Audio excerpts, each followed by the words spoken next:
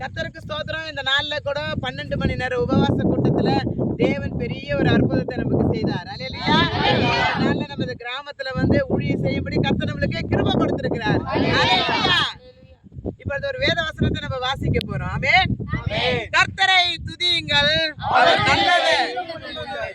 தேவாதி தேவனை துதியுங்கள், கர்த்தாதி கர்த்தரை துதியுங்கள், ஒருவராய் பெரிய அதிசயங்களை செய்வரை துதியுங்கள், வானங்களை ஞானமாய் உண்டாக்கினவரை துதியுங்கள், கண்ணீர்களுக்கு மேலா பூமியை சாபித்தவரை துதியுங்கள், பெரிய சுடர்களை உண்டாக்கினவரை துதியுங்கள், பகலில் ஆள சூரியனை படைத்தவரை துதியுங்கள், இரவில் ஆள சந்திரனை படைத்தவரை துதியுங்கள், எகிப்தருடைய தலைச்சக்கரங்களை சங்கரித்தவரை துதியுங்கள், அவர்கள் நடுவில் இருந்து இஸ்ரவேலை புறப்பட பண்ணினவரை துதியுங்கள், பலவான் கையினால் ஓங்கின புயத்தினால் அவரை செய்தவரை துதியுங்கள், சிவந்த சுதந்திரத்தை இரண்டாய் பிளந்தவரை துதியுங்கள், அதன் நடுவில் இஸ்ரவேலை கடந்து போக பண்ணினவரை துதியுங்கள், பார்வோனின் தன் சேனைகளை சிவந்த சமுத்திரத்தில்